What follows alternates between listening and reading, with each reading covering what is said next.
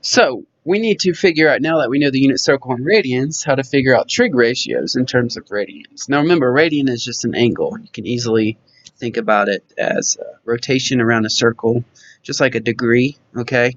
We said that a pi radian rotation is 180 degrees, and that's kind of your go-to conversion, easy conversion between radians and degrees. Let's quickly take a look at how to do this. Here are some points on the unit circle in terms of degrees and radians. All these points going all the way around. Again, here's our unit circle app. I have it in terms of radians. And I like to have the R there, me personally. So for example, let's say we wanted to do sine of pi over 3 radians. Just click on that point right there. And there we go. It's square root of 3 over 2. We can have all 6 trig functions there on the right-hand side of the screen.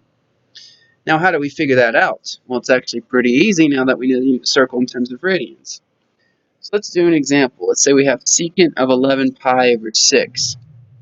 Now, the reason I had you memorize the unit circle in terms of radians is so that you can easily locate 11 pi over 6. Remember, I told you that if it ends with a 6, okay, it's going to be closest to the x-axis. Okay. Now again, pi is 180, right? So 180 over 6 is 30, right? So it's 11 times 30, which ends up being 330 degrees. But again, thinking about it in terms of radians is very helpful. So if we look at 11 pi over 6 on the unit circle, we will end up at square root of 3 over 2, comma negative 1/2.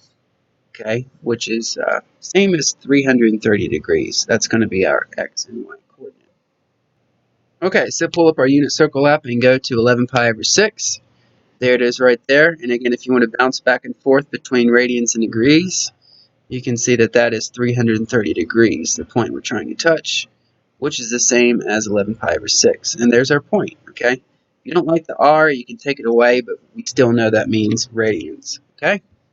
So 11 pi over 6, that's our point. And just like with degrees, you know, it's the same coordinate identity. Secant is still 1 over x. So we're just going to do 1 over this value to figure out what secant is. So be 1 over square root of 3 over 2. Do some math. The answer is 2 radical 3 over 3. So that's what secant of 11 pi over 6 is. It's 2 radical 3 over 3. Again, we can confirm that with our unit circle app. But ultimately, if you know these coordinate identities and you know your unit circle and radians, you'll be good to go. Let's do a few more examples. Cosine of pi over 2. Well, remember, pi is 180, so 180 over 2 is 90. All right. Or you can think pi is half of a rotation around a circle instead of having to think about 180. So if pi is half of a rotation, then half of that would be a quarter, which we know at this point on the unit circle. Again, if we pull that up, it's going to be right here. The x value is 0, and we know that cosine is the x value, which leads us to the fact that cosine of pi over 2 is 0. It's very simple, folks, especially when you learn the unit circle in terms of radians. So that's going to be your final answer for that one. Cosine of pi over 2 equals 0. Okay, let's go on to the next example. Let's say we want to do cosecant of 5 pi over 3. We can easily locate that on the unit circle. Remember, if it ends with a 3, it's going to be closest to the y-axis. I know that pi over 3 would be a third of half of a rotation, right? So it would actually be right here. Now, that one might help to think of 180 over 3 is 60, right? So that'd be 60 degrees times 5 would be 300 degrees. So sometimes it is helpful to convert between radians and degrees. So 5 pi over 3 is going to be just past 270. That's going to be your point on the unit circle right here. So let's go ahead and touch that. There's our point, 1/2 comma negative square root of 3 over 2. Cosecant is 1 over y, so we're going to do 1 over this value. By now you could probably know that's going to give you negative 2 radical 3 over 3. And that's going to be cosecant of 5 pi over 3. Cosecant of 5 pi over 3 equals negative 2 radical 3 over 3. All right, let's do another one. Cotangent of 2 pi over 3. Let's locate that on the unit circle. Now pi over 3 is right here. If you go one more pi over 3, which is 60 degrees, you're going to end up at 120. Point on the unit circle there is negative 1/2 comma square root of 3 over 2. If you remember your coordinate identity, cotangent is x over y. So we got that going. So we're going to do the x coordinate divided by the y coordinate.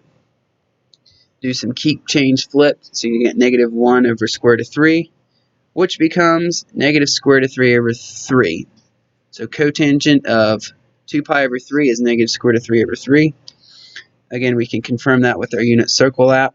Here we are at 2 pi over 3, and here's cotangent, negative radical 3 over 3.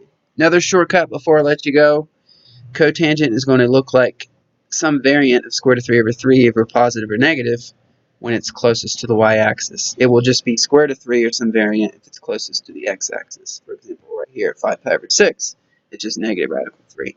And the opposite is true for tangent. So the more you do unit circle, the more of these little shortcuts and patterns you'll notice. All right, so that's it for unit circle trig values in radians. Understanding it graphically and visually. If you have any other questions about this lesson, let me know.